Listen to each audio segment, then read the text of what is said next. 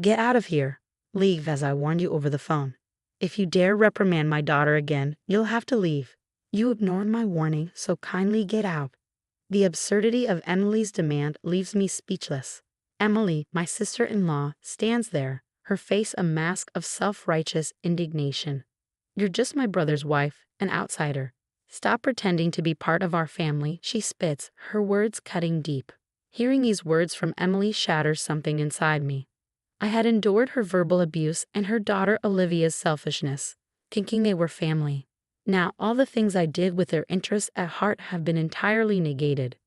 I have no reason to respect Emily and Olivia anymore. All right, I'll leave, I reply calmly and start packing my things. Emily and Olivia laugh heartily at my situation, but their laughter won't last long, I think, as I gather my belongings. My name is Chloe, and I live with my husband Ethan and his parents. Ethan had requested that we live with his parents once we were married. At first, I hesitated, but when I met Ethan's parents, I realized they were decent folks who respected boundaries. Convinced that life with them would be manageable, I accepted Ethan's proposal. Once we moved in together, my mother-in-law took over all the housework while I worked outside. In turn, I took over the chores when I was at home. We divided the work in the house, and everything went smoothly. However, the visits from Ethan's sister, Emily, were always distressing. Emily had a daughter, Olivia, and they frequently visited us. Each time, Emily would relentlessly take jabs at me. Chloe, can I get a cup of tea? I'm so tired from my part-time job and raising my child. You must be relaxed on your days off at home. I'm so jealous, she'd say. Well, I also work when I'm at home. Of the work you do at home is insignificant. I go out to work every day and have a leadership position. Don't compare yourself to me, she would retort. When it was time for Olivia to find a job, Emily often came over to complain about why Olivia couldn't find one. Olivia is excellent, just like me. The recruiters who reject her must be blind. Maybe she could broaden her job search, I'd suggest. What could you, who barely works, know? Shut up, Emily would lash out furiously.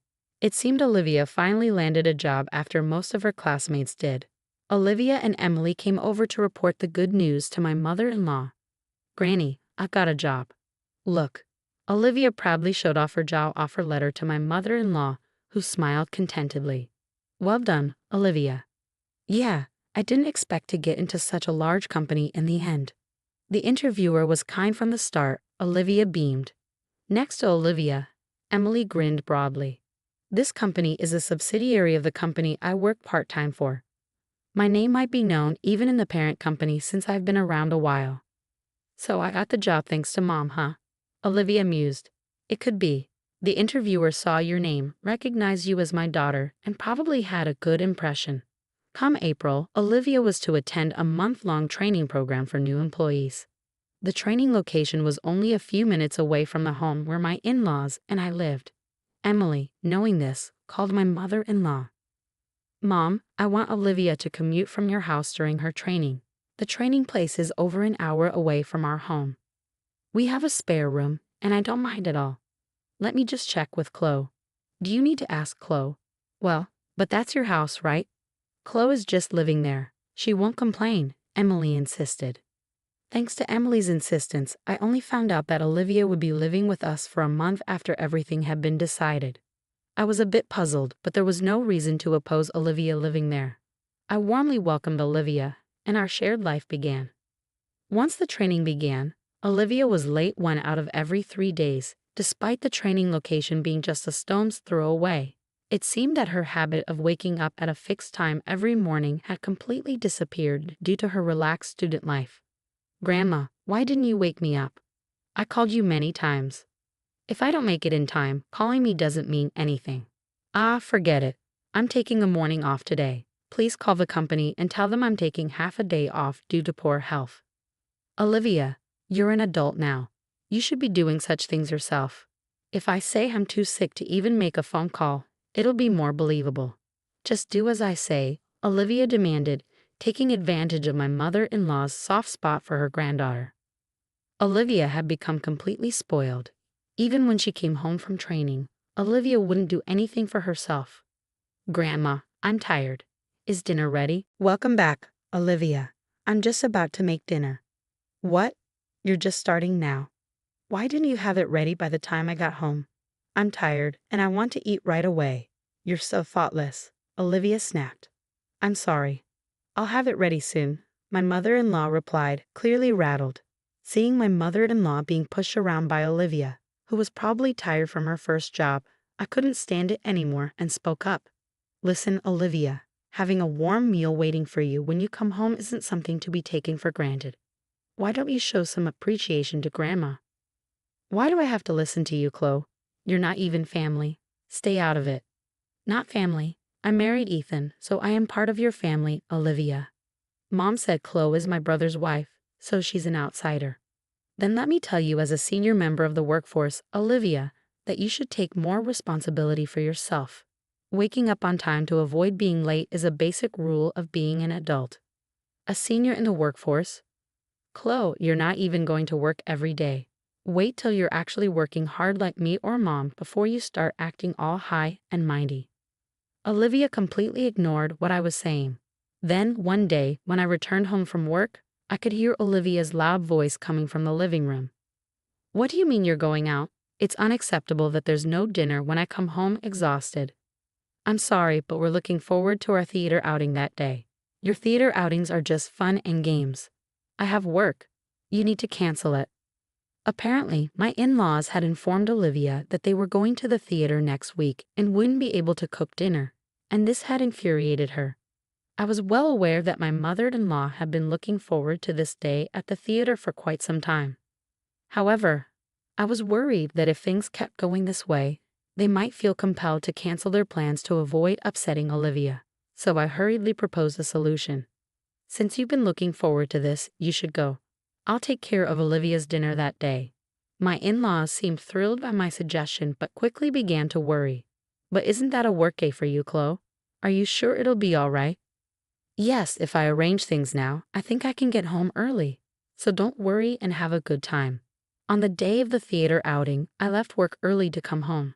My in-laws happily left for their event.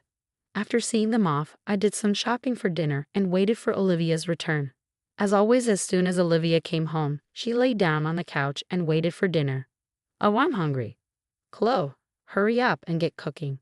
Olivia, let's cook together today, I suggested. At my words, Olivia jumped up from the couch. What? Why do I have to do that? Isn't it natural to cook your own food? No way. I've been at work. I'm not doing housework when I'm tired. I've been working too.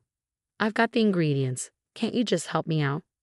You, Chloe, can come home whenever you want from your easy job. Me, who has to go at a set time every day, we are not the same. Just hurry up and make it by yourself. The fact that I was able to come home early today was a result of painstakingly adjusting my work schedule. But I doubted that Olivia would understand that. Swallowing my anger, I calmly tried to reason with her. Listen, Olivia, I'm not asking you to help me because I find it bothersome to cook alone. I want you to understand what it means to be a responsible adult. What? I don't need your interference. After letting the grandparents go out without asking me, you're giving me a lecture, which is super annoying. Olivia then stood up, visibly irritated, and started dialing on her phone. Mom, listen to this. Chloe keeps nagging me and she won't even cook dinner. She unloaded her complaints about me to her mother, Emily, once she had said her piece. She handed me the phone with a triumphant smile. Mom wants to talk to you, Chloe. As I took the phone, Emily's angry voice blared from the other end. Listen here, who do you think you are, talking to my daughter like that? As my son's wife, if you continue to cause problems for my daughter, I'm going to ask you to leave that house. It's not about causing problems. All I wanted to do was impart some sense of responsibility to Olivia as a working adult.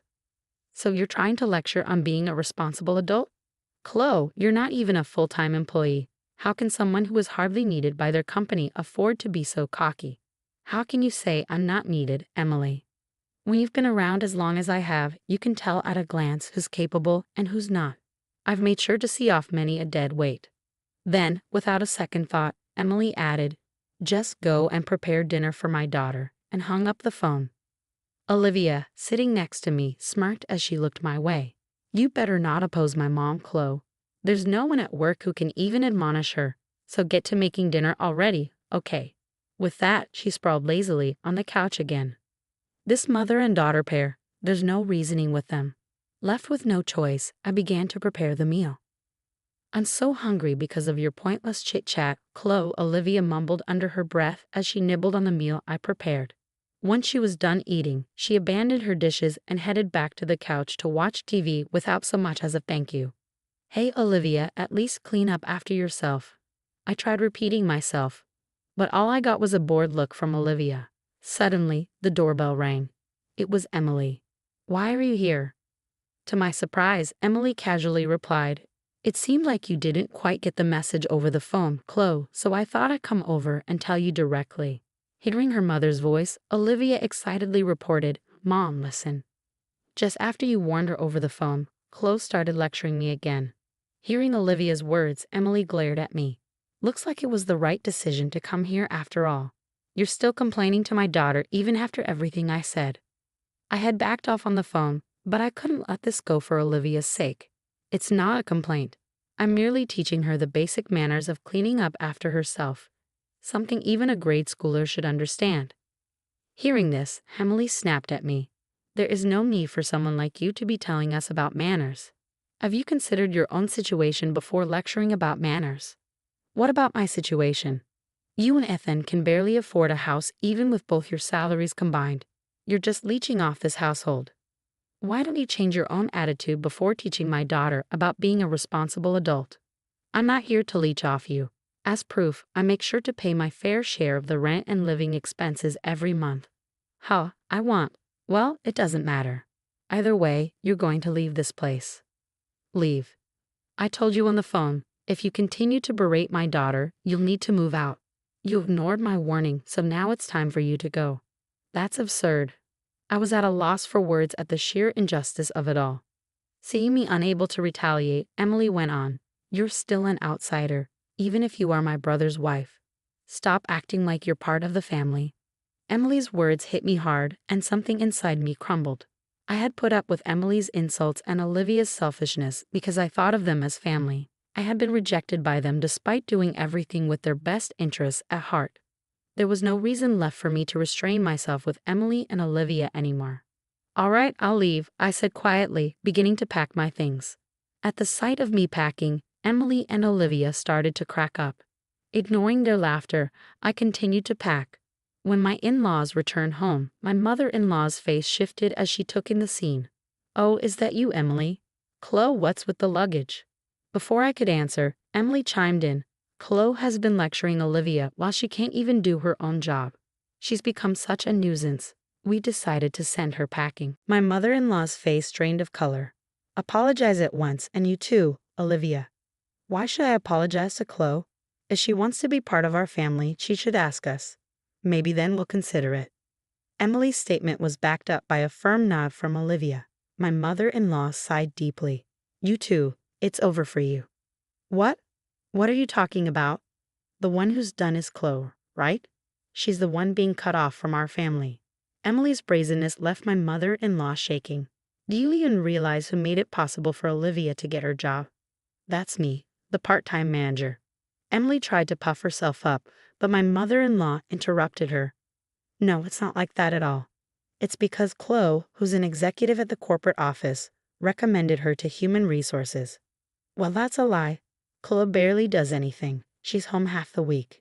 Facing the confrontational Emily, I revealed the truth. I often attend executive meetings online, so I work from home. Then did Chloe really get Olivia her job? I really wanted Olivia to find a job on her own, but she begged me for help. Why? Why didn't you say anything? I wanted Olivia to start at the same place as everyone else, to work without any advantages. It was better for her not to know that I was an executive at her company. So did Mom and Dad know this from the beginning? I had asked your parents and Ethan to keep my position a secret. Emily, since you always assumed I was incompetent, you never showed interest in my work, so there was no need to tell you. So you're telling me I've been disrespecting an executive at my own company this whole time? Olivia, now aware of the truth, went pale. That's right. Thanks to my concealed identity, I got to learn a lot about how new employees like to fake illness and such. Please don't tell anyone about this, Olivia pleaded desperately. I coldly replied, I thought I'd let it slide because it's a family matter, but it seems I'm not considered family to you too, so I can't stay quiet if it's something that will harm the company. But I will be assigned after the training. Exactly, Olivia. You're lacking awareness as a working professional. Moreover, you're not willing to accept others' opinions. We can't let you interact with customers with this attitude. Emily, in her panic, clung to me. I'll take back what I've said. Olivia is Chloe's adorable niece. Don't report anything that would harm her situation.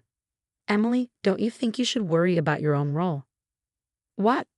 Your part-time team's high turnover rate has been repeatedly brought up in the parent company's meetings. If it comes to light that you, as the manager, are forcing part-time employees to quit, it's going to be a big problem. Emily remembered her own words, and her face tightened. Wait, that's a misunderstanding. I was just guiding the unproductive part-timers, and then they quit on their own. I'm not responsible for this. Well, that can be investigated. We have a meeting next week with your company's board members. We'll report this and have it thoroughly examined. No way. My hard-earned managerial position. Afterward, I decided not to leave the house after being persuaded by my mother-in-law. However, I did report Olivia and Emily to the company. Olivia ended up attending a training center in the mountains for retraining for 6 months, while her peers were assigned positions one after another. It seemed she was thoroughly trained on the basics of being a professional. Emily's workplace underwent an audit at my direction. With complaints from other employees and testimonies from those she had forced to resign, it was found that Emily was using her position of authority to cause a lot of stress to those around her. As a result, Emily was fired. Emily seems to have started a new job to cover her living expenses. However, since she's only ever worked at one place before, she's having a hard time getting the hang of her new job. Despite this, she still acts high and mighty and seems to be on the verge of getting fired from her new job as well. At this rate, her life will likely continue to be difficult. On the other hand, I continue to live peacefully, sharing household chores with my in-laws as usual. This incident seemed to have taken quite a toll on my mother-in-law. Chloe, I'm sorry, because I've spoiled Olivia and Emily. I made you go through such unpleasant experiences. No, it's fine. I was happy that you stood up for me. Having had a good talk with my in-laws, I feel that our bond is even stronger than before. Even though my sister-in-law turned out to be a challenge, I look forward to continuing to live with my mother-in-law, maintaining our good relationship.